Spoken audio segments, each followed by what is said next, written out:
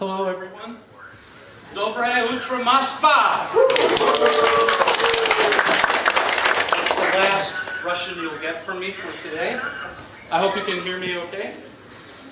At first, I'm going to talk about leadership in internationalization, but I wanted to bring with me a little bit of Silicon Valley, California. When you think about technology and working, surfing with the waves of technology, this is how I think about it. I'll put on my surf shirt.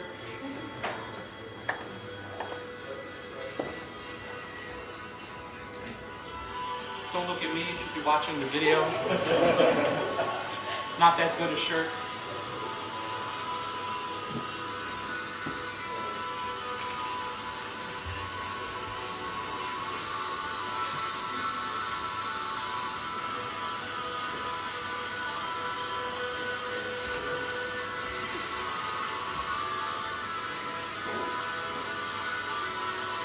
May be hard to see how big this wave is. It's like tsunami.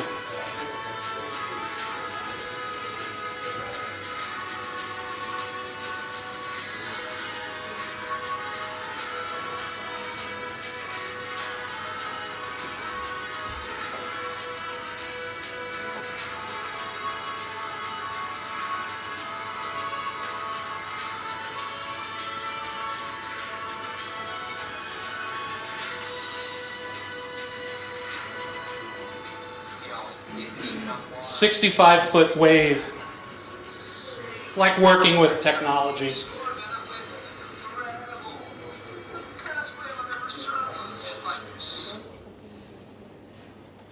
Okay, so I have been consulting and working in internationalization for 2 decades, and I want to talk today about being a leader in internationalization.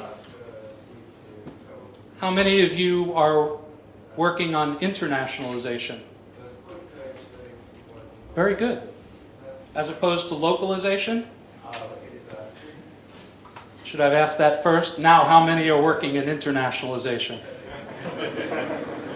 Same ones, okay.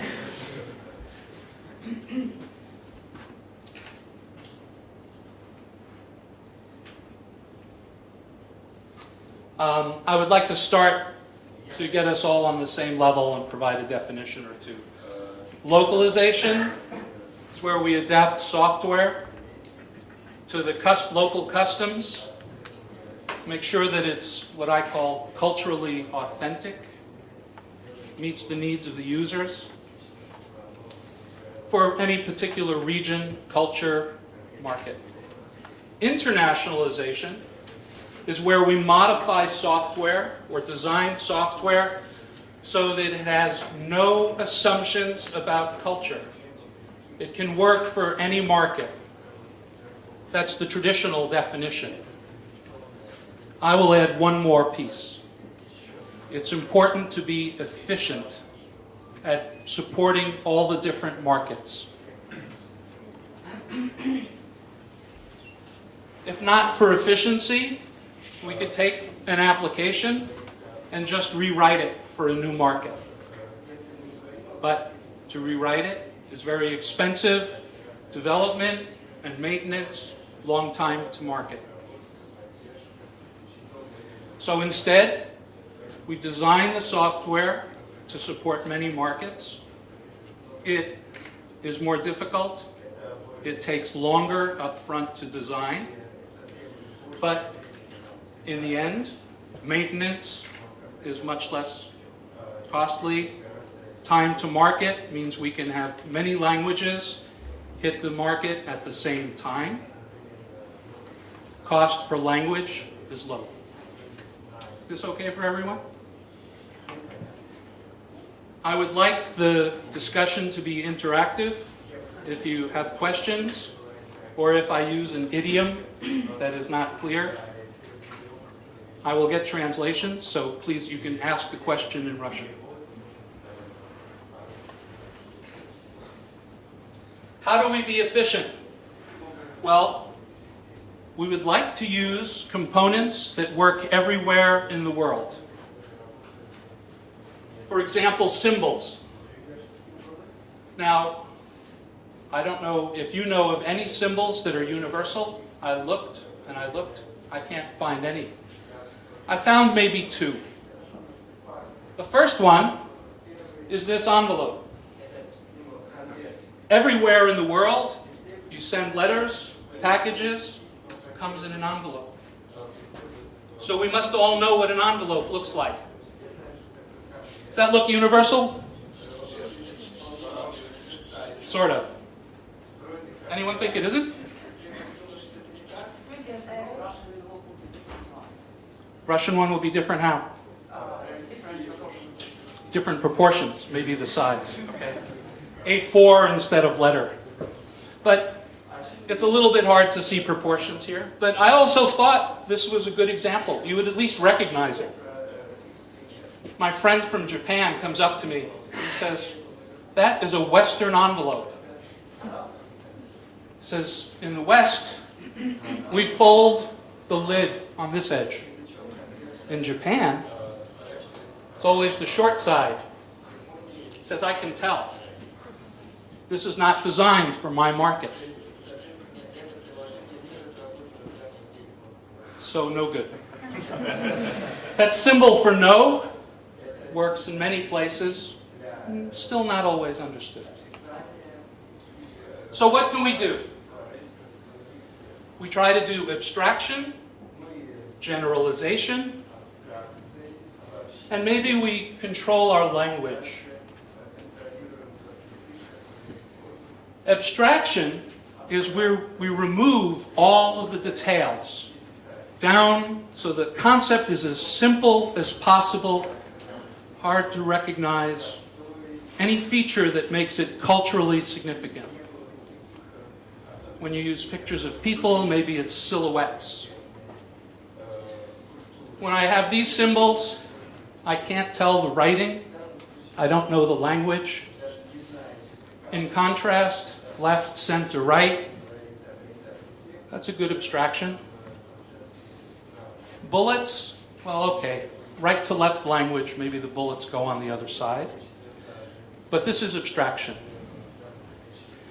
Generalization is when, instead of trying to make it locally accurate, we include lots of examples from different cultures. Maybe for currency, we include lots of currencies, and the user gets the idea. They don't see their own currency, hopefully they do, then at least they might recognize some of the others and get the concept. These are two ways that we can make the software more general. A little bit harder when dealing with language. Popular technique for many years is what I call subject-predicate.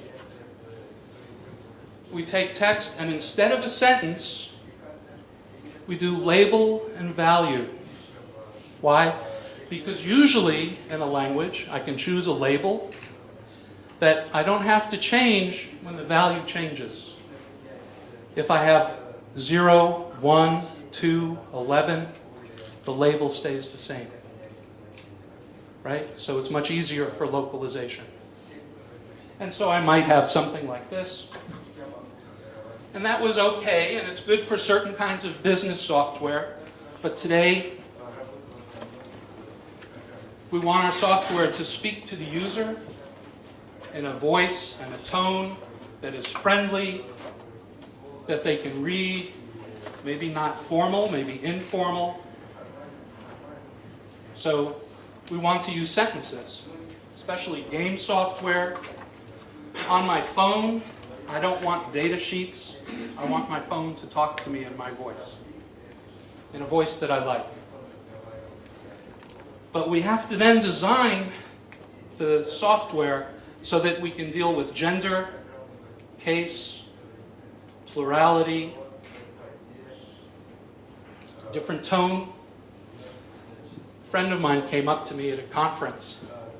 She is very angry. I bought an expensive car, she tells me. and it has a GPS. Nice. But I'm in Israel, and the car should speak Hebrew, and I'm a woman. And in Hebrew, the endings of all the sentences change when you talk to a woman. The car talks to me like a man. I drive around, and I get madder and madder and madder. Right? It's important. You want people to like your product. So we need to accommodate these things. And it's not so easy anymore to find general solutions.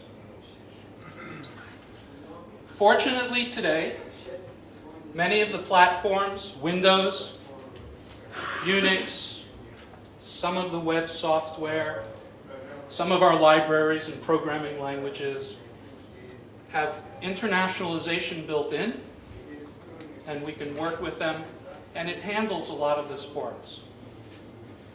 New technologies don't do this. We have to, when we want to work with a new technology, whether it's mobile phones, game boxes,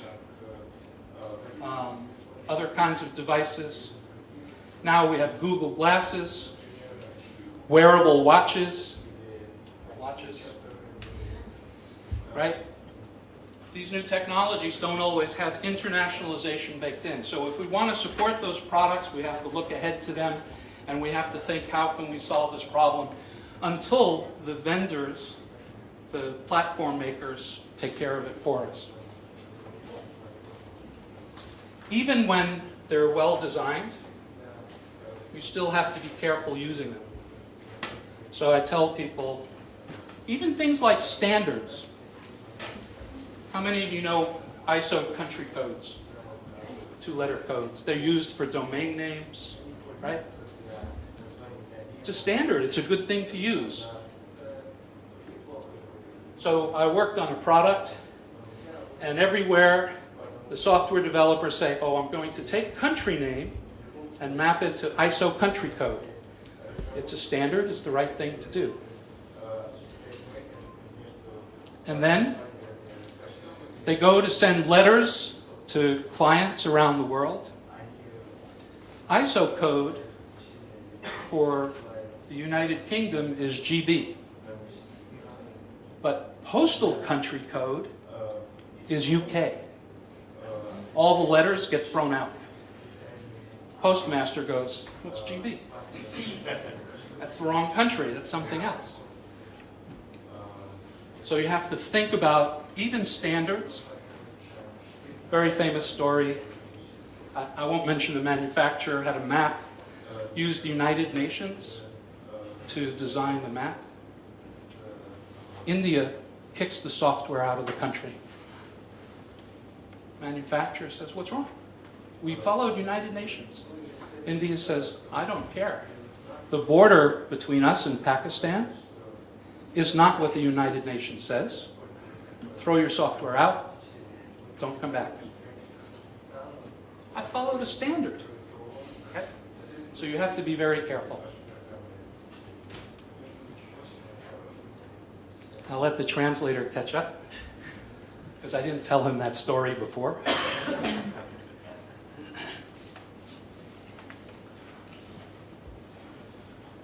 The web is wonderful. You can get all sorts of information from the web. How many of you have seen color charts that says, in this country, this color is good, this color is bad? How many of you are not going to raise your hand? Almost everyone looks these things up at some point. It says, oh, when I designed my software, white in the US, the bride wears white. The color of purity. Happy color. In the US, red is danger. Watch out. Stop. Alert. In Asia, red is for marriage. It's the color of your bonus check. Very happy color. White, the shroud on the funeral coffin is white. So don't use white. So people go off and make these charts. You can find every country, colors I've never heard of, little differences in shade. Can't use them. They're wrong or incomplete. Because in a general sense they work, but color depends on context. If I wear green clothing, blue clothing, white clothing, that has a different meaning than on a package. Or in the color of a room, or the shade of a person's skin, how you light their skin. So you can't just pull up a chart. What I tell people is you have to test, you have to do user research. Because these guidelines may not apply. So, to be a leader, what does that mean? First, you define the practices for your team. You make sure your team is reliable, reproducible in how they develop their code. They should have best practices. You should make measurements. Then, you have to make sure that people want to do internationalization. Motivate it within the company. Motivate your team. When you talk about it, you have to think about the value of your audience. This talk was difficult for me. I don't know your values. Different culture, different business organization. So a little bit hard for me. In my company, when I talk to executives, I can't tell them how smart I am and how great this programming is. I tell them, this feature is important to users. It will make sales. Here's why people would pay for it. Anything else doesn't work. I have a team of engineers. Now, you can tell me if it's true for Russia. In the US, when I talk to engineers, I can't tell them I will pay them more money. I might, but it won't make them better internationalization programmers. They don't care. What does an engineer want to do? He wants to solve problems. I can give them good problems to solve. And then I say, let's do internationalization. Let's change a date format from month, day, year to day, month, year. Let's make the software so it uses Cyrillic characters. Engineer says, okay, figures out what to do, changes the code, and he looks at it. And he goes, I don't like this. The date looks wrong to me. Right for my user, but I'm not happy. I can't read Russian. I look at Cyrillic. I don't know if it's right or wrong. I don't care. I'm not happy with my job. I'm not satisfied. Give him more money? I don't care. I want to solve problems, and then when I see the solution, I want to be happy with it. All of those engineers, is this true? Can I pay you more money?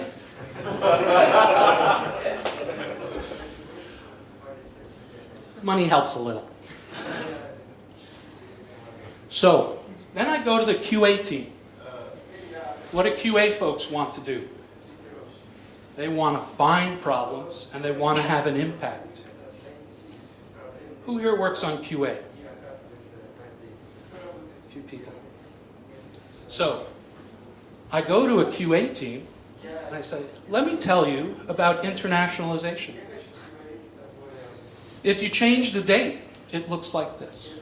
If I change the language, these characters should look this way. No clipping, text can expand. Nobody talks to the QA team. Say, wow, this guy came and talked to us. He thinks we're important. This is great. And at the end of 1 hour, I know how to find 100 bugs. I'm going to change the date. I'm going to change the language. I'm going to try different characters to input. I'm going to change numbers. QA team. Next day, engineers have 100 bugs each. But now they have a problem. My bug count is too high. I can solve this. I'm going to work and solve these bugs and get my bug count down, and I'm going to try and do it better than the next guy. Now he has motivation. So this is the way to think about motivating people, to get them excited in their job, translate into job satisfaction. Does that make sense? How do you talk to localization people? These are people that think about process. What is an internationalization person to them? It's the guy who changes the software and then they can't make good language, can't get good grammar, right? I can't fix this string, or I can't fix it with the right grammar. And they upset my process. Last minute changes. So for me, I go first and listen. They yell at me. You broke this, you broke that. Tell me about your process. Tell me what you need. And then a good internationalization leader tries to understand how they can fix the process and bring them in earlier. Make them a partner. Many engineers say, that's localization, it's not my job. Localization people sometimes think, I don't have to talk to those guys, and they don't listen anyway. And you have a very difficult process, and it's broken. So be the leader, talk first. And then listen first. Make sense? And then at some point, you take your role and you think about the business. Internationalization is sometimes a very big effort. The code exists. Maybe it doesn't support Cyrillic, doesn't support Unicode. Could be a year to fix. So if I think about the business, I tell the business, give me 5 people, and in a year, I'll give you something. Meanwhile, other people in the business, give me a few people for a month to give you a new feature, more revenue. Does the executive want to have 5 people working for a year, not knowing if he's going to get something, not knowing if he's going to be successful in that market, if that's the only problem that needs fixing? So, think about what you can deliver that generates revenue as a byproduct. Fix some things early, make it a feature, first steps, and try to satisfy the business, show that there is a market, even if it's not complete. Does that make sense? Are you people doing this already? Some are. For engineers, there's a hard decision sometimes. The first time I worked on a product, I said, okay, I want to make the functionality work, then later I'll think about translation. I don't need translation until the product works. What I learned is the business is the other way. You can translate the product, and even though the features don't work, then you can show it to partners, potential clients, and they go, oh, we have a commitment here.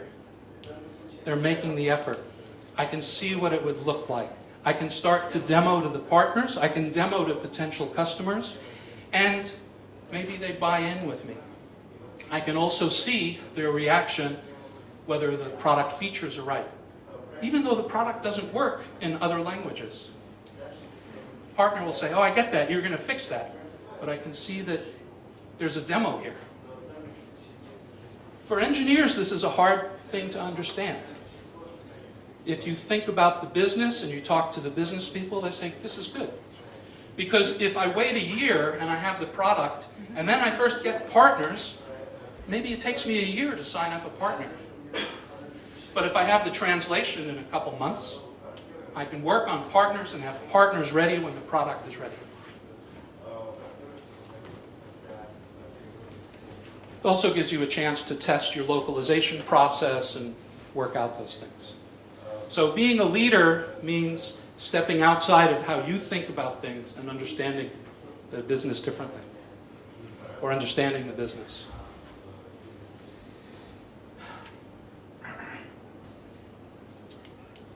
Once your team works well and you're designing according to the business, then as a leader, you can start to look at other parts of the company. How can I help the localization folks? Can I automate integration with localization? So I'm not handing files off. When files come back, it's automatic. Can I automate screenshots? Can I integrate with machine translation? How can I make this process better and more efficient for the company? Make sense? And I want to work to reduce those systematic errors that occur every release. I always make the sentences to be things I can't translate. How can I make the team get that right?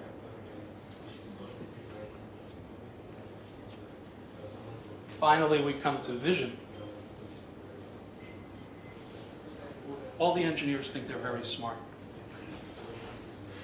What does it mean to be a visionary? How do we look ahead? Like the surfer, when he's riding that wave, is he looking right in front of him? From his experience, he knows the wave. He knows how the wave is going to change. He knows the wave is going to break. I'm driving my translator nuts right now. So, to be a visionary, we have to look ahead. Get some resources on your team, and you think about tomorrow's technology. Not 5 years, 1 year out. Take an engineer and say, maybe the company will do wearable devices. Go look at those. Maybe it's Google Glasses, maybe it's machine translation, maybe it's cloud computing. Take some of your time, go look at it. How would we do it and be international if the company does it? So make some good choices. You can't look at everything. But one day, your manager comes to you and says, we've decided to go cloud computing. We've decided to support Google Glasses, and we want it to be in 10 languages. That's not the day to say, okay, I'll go look at it. I'll see if the platform supports it, and I'll go teach my team how to work on it, and have a plan for you in a year. For many internationalization teams, that's what they do. But to be a leader, to understand, to look ahead, is to be a bit prepared. How many of your teams are doing that?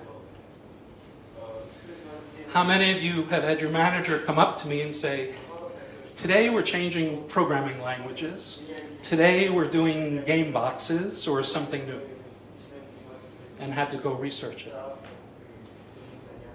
People don't want to admit it. Okay. It's important for another reason. Supposing you're an internationalization engineer. Every day, you do the same thing.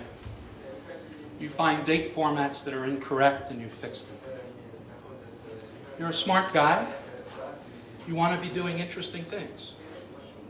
If your boss never says, go research something, go do something interesting, go do something different, what do these smart guys do? They say, let me go talk to the database guys. Let me go talk to another company, because I don't want to be doing this all the time. But if every once in a while, whether or not the company goes to do Google Glasses or wearable technologies, my boss gives me interesting work. Yes, I have to do date formats and Unicode, but sometimes we look at these other things. I get to prepare a report and tell people, if we had to do this, here are the tools we need. Here's how we would do it. Here's what is missing that we can't do, and some markets we can't do. And then when your boss comes and says, we're going to do this, you say, Ivan over here has done the research, and he says we can do these markets, and the software won't let us do this. The platform won't let us do this. We'll do that later, but let's go after these markets, and we know how, and we can tell the other engineers exactly what to do. That's what it means to be a leader.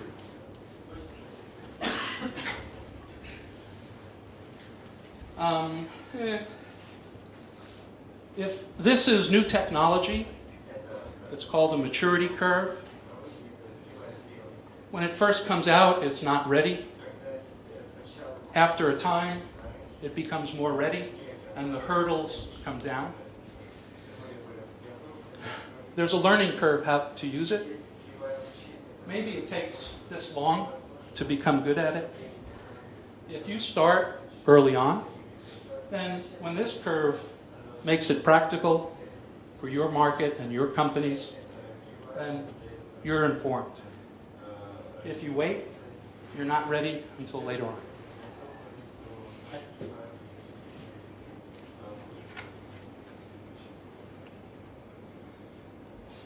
So, we talked about how to motivate internationalization in your organization, to understand your business,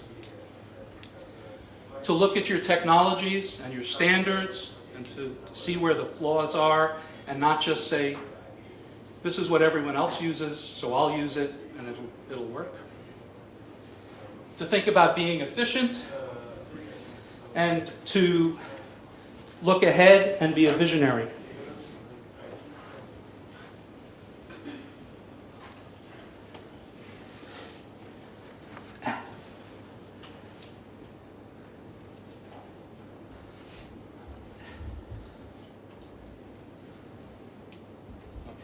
One sec.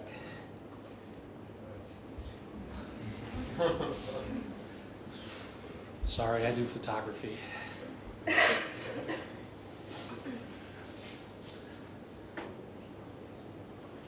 So I'm looking for questions. However, I need everybody to stand up. And I want you to surf the technology with me. Put your arms out. Let's go. Everybody, get your feet in position. All right, we're going to ride the wave. Let's go. All right, who's ready for the tsunami? All right, thank you, everyone. I'll take some questions if we have time.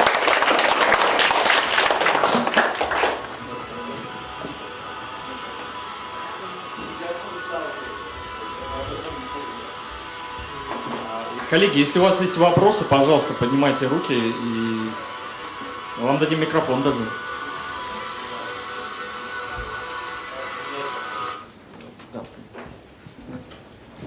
Текс, у меня есть вопрос. Сколько по времени занимает интернационализация? Как можно бы оценить ее, может быть, по отношению к локализации, к... Может быть, в неделю.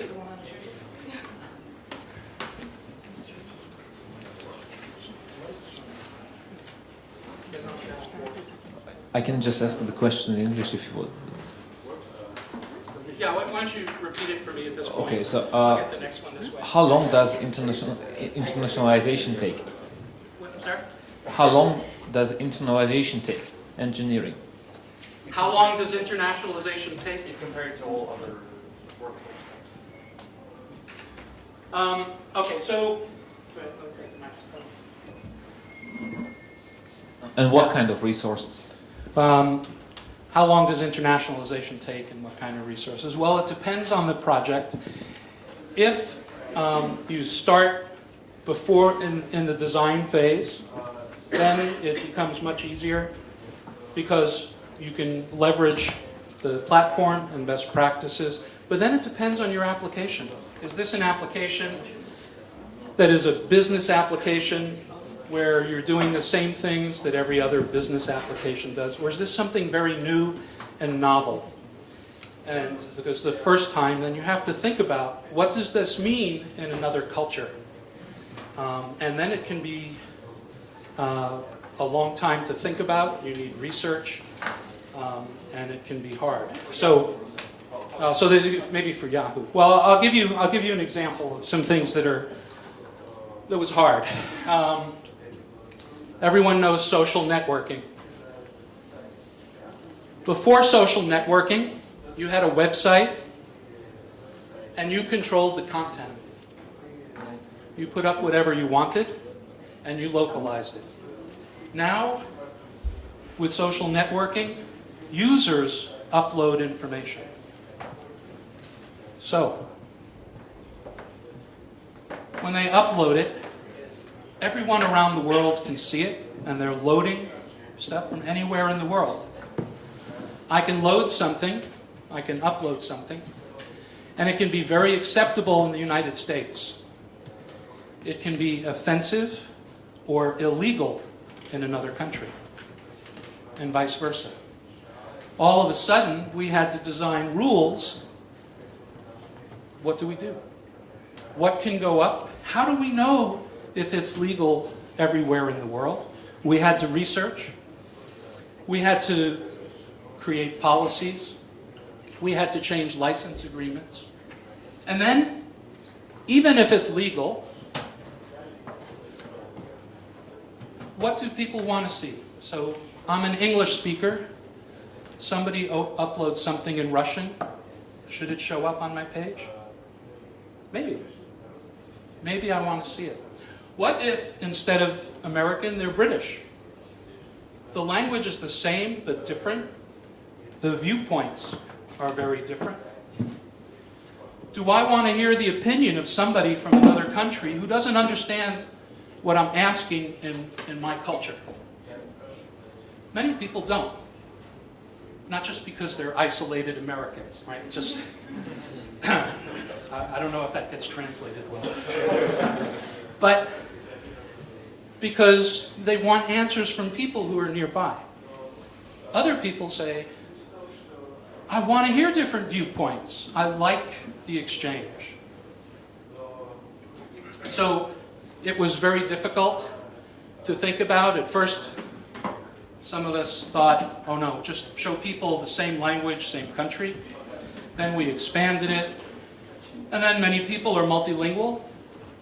Give me the languages I speak, but not languages I can't read. So we had to put in controls. We think about filters. We also had to think about what was legal, what was offensive, and how to manage that.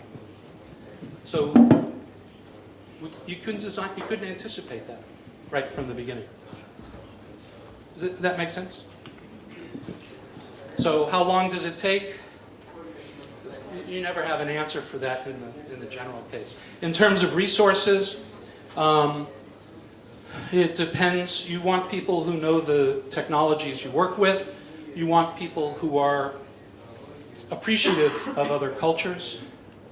And sometimes you need specific skill sets. That varies. I've got one more question. Tax.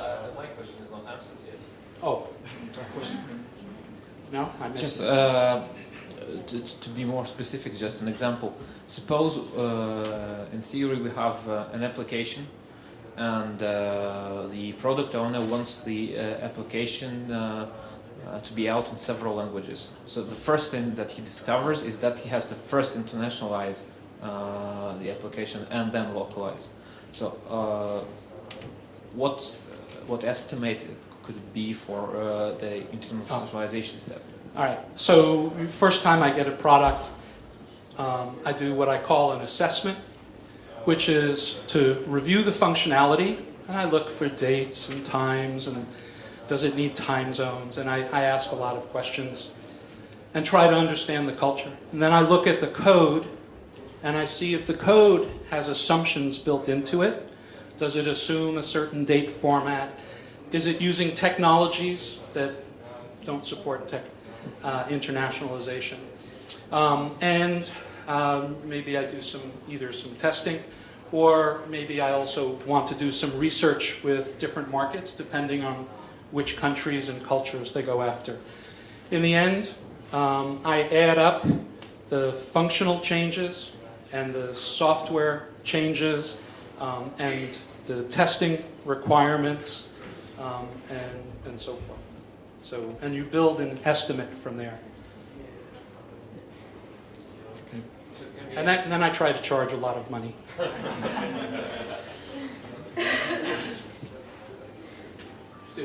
Yeah, okay, just a short question. Well, in our experience, there is a huge problem with some software publishers who do not provide software builds, but yeah, they stick to import-export process, which actually greatly slows everything down, and well, you don't get the context for actual localization, for translations. That's a huge problem.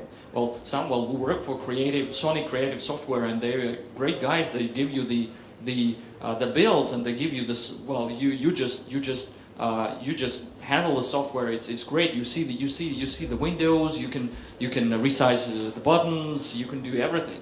But the majority of the guys just don't do that. So, what's your advice? How to? Well, just 1 minute, please, if it's okay. Well, Yeah, well, start your watch. They're paying you for your time? They're paying you for your time and your effort? who? The client. Well, it depends. So look, he's asking, he knows the process could be more efficient. It could be beneficial for the client. If he's a vendor, if he's providing a service and he's getting paid, it's good to tell the client, you know, if you make some changes or we help you make some changes, time to market will be better, cost will be better. On the other hand, some clients, they look at their development organization and they say, my engineers cost me hundreds of dollars per hour. I have trouble getting the features I want and the functionality I want, and the cost for localization is small. For the localization industry, it's a lot of money, and it's times many languages. But if the client doesn't see that reducing that cost is important to them, if the time to market isn't important, or they pay you to do more extra work to reduce the time to market, more work than you need, then you just have to deal with it. But somewhere in there, there's an equation, and if they don't appreciate it, or for reasons they don't want to change their development culture, then that's the way it is. Sometimes you can impose other processes on your end to help, but Okay. not the answer you were looking for. But Yeah. Not exactly, but thanks anyway. All right. Thank you very much, Tex. Thank you. Спасибо. Это был Texin из компании XenCraft. В прошлом руководитель по интернационализации компании Yahoo.